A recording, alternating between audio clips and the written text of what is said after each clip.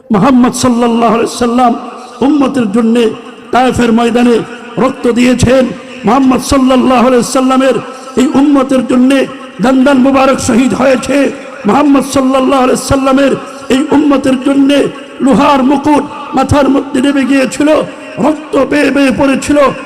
মুসলমান, মুহাম্মদ সাল্লাল্লাহু আলাইহি সাল্লাম উম্মতকে এতটা ভালোবেসেছেন, সারা দুনিয়ার জিন্দেগি মুহাম্মদ সাল্লাল্লাহু আলাইহি সাল্লাম উম্মতের জন্য উম্মতি উম্মতি বলে কেঁদে গিয়েছেন।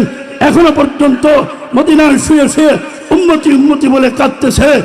মুসলমান, মুহাম্মদ সাল্লাল্লাহু আলাইহি সাল্লাম উম্মতি মুহাম্মাদিকে কতটা মুহাম্মদ সাল্লাল্লাহু আলাইহি সাল্লাম ভালোবেসেছেন। হাসরের ময়দানেও উম্মতকে ভালোবাসবেন, উম্মতকে ভুলবেন না। হাসরের ময়দানটা এতটা কঠিন হবে, এই কঠিন ভয়ঙ্কর পরিস্থিতি দেখে হযরত আদম আলাইহিস সালাম বলতে থাকবে, নফসি নফসি, ওগো আল্লাহ তুমি আমাকে হেফাজত করো। আমার বাবাকে বাঁচানোর দরকার নাই, আমার সন্তানকে বাঁচানোর দরকার নাই, আমার বিবিকে বাঁচানোর দরকার নাই, আমার কোনো নাতি নাতকুরকে বাঁচানোর দরকার নাই, আমার কোনো উম্মতকে বাঁচানোর দরকার নাই। শুধুমাত্র একটা কথা বলবে, নফসি নফসি, আল্লাহ তুমি আমি আদমকে বাঁচাও। হযরত শীশ আলাইহিস সালাম তিনিও বলবেন নফসি নফসি। হযরত ইব্রাহিম আলাইহিস সালাম তিনিও বলবেন নফসি নফসি। হযরত দাউদ আলাইহিস সালাম তিনিও বলবে নফসি নফসি। হযরত সুলাইমান আলাইহিস সালাম তিনিও বলবেন নফসি নফসি। হযরত ঈসা রূহুল্লাহ তিনিও বলবেন নফসি নফসি। ও দুনিয়ার মানুষ, দুনিয়ার প্রত্যেকটা বাবা বলবে নফসি নফসি, দুনিয়ার প্রত্যেকটা মা বলবে নফসি নফসি, দুনিয়ার প্রত্যেকটা সন্তান বাবার কথা বলবে না, মার কথা বলবে না, প্রত্যেকটা সন্তান বলবে নফসি নফসি। দুনিয়ার প্রত্যেকটা দলের নেতা কর্মীর কথা বলবে না, বলবে নফসি নফসি, আল্লাহ তুমি আমাকে হেফাজত করো। দুনিয়ার কোন কর্মী বলবে না আমার কোন নেতাকে বাঁচাও, প্রত্যেকটা কর্মী বলবে নফসি নফসি, প্রত্যেকটা কর্মী বলবে আমাকে বাঁচাও। আউয়ালান ওয়া আখিরা, হযরত আদম আলাইহিস সালাম থেকে নিয়ে শুরু করে একবারে কিয়ামত পর্যন্ত পৃথিবীতে যত মানুষ আসছে, যত মানুষ আসবে, সব মানুষের মুখে একটাই কথা বাক্য থাকবে, নফসি নফসি, আল্লাহ তুমি আমাকে বাঁচাও। দুনিয়ার মানুষ, সকল মানুষের মুখে একটা বাক্য থাকবে। পৃথিবীর সকল মানুষের ভিতর থেকে শুধুমাত্র একমাত্র একজন ব্যক্তি, তিনার মুখে অন্য একটা আওয়াজ থাকবে, আল্লাহু আকবার আল্লাহু আকবার। তোমার আমার নবী মুহাম্মদ সাল্লাল্লাহু আলাইহি সাল্লাম বলবে, ইয়া উম্মতি ইয়া উম্মতি ইয়া উম্মতি, ও আল্লাহ আমার সন্তানকে বাঁচানোর প্রয়োজন নাই, আমার বাবা মাকে বাঁচানোর প্রয়োজন নাই। আল্লাহ আমার গুনাহগার উম্মত দুনিয়াতে রেখে এসেছিলাম, ওদের কি খবর, ওদের কি অবস্থা হবে, আল্লাহ তুমি তাদেরকে জাহান্নাম থেকে বাঁচাও। আল্লাহু আকবার বলেন। ও দুনিয়ার মানুষ, ও উম্মতে মুহাম্মাদি, এই হলো তোমার প্রতি আমার প্রতি আল্লাহর রাসূলের ভালোবাসা। এই ভালোবাসার পরিবর্তে তো টাকা হয় না, টাকার পরিবর্তে টাকা হয়, ভালোবাসার পরিবর্তে ভালোবাসা হয়। কথা বলো ঠিক কিনা?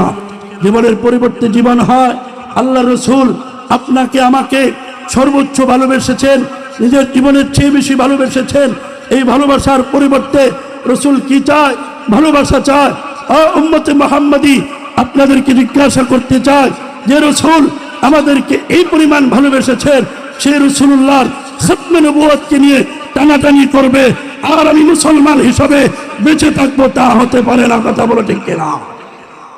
বড় আফসোসের সাথে বলতে হয়, বড় দুঃখের সাথে বলতে হয়, আজকে পঞ্চগড় সহ গোটা বাংলাদেশের আনাচে কানাচে এই কাদিয়ানি নামক কুলাঙ্গারেরা সাধারণ মুসলিম জনতার ঈমান হরণ করার জন্য 24 ঘন্টা মেহনত করে যাচ্ছে।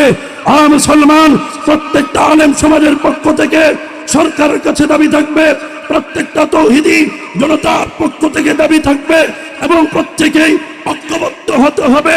বাংলার সংসদে অনেক আইন হয়েছে, অনেক পরিবর্তন হয়েছে, আমরা দেখেছি। আমাদের প্রত্যেকটা মুসলমানের কলিজার টুকরা জীবনের চেয়ে তাকে ভালোবাসি, তার খাতমে নবুয়তকে নিয়ে টানাটানি করবে, এটা আমরা সহ্য করতে পারি না।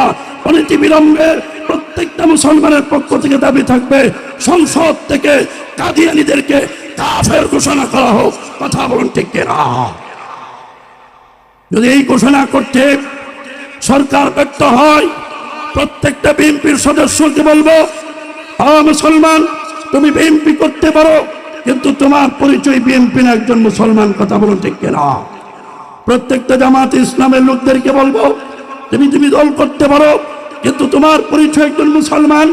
তুমি ইসলামিক আন্দোলন করো, তোমার সর্বপ্রথম পরিচয় হলো আমরা মুসলমান।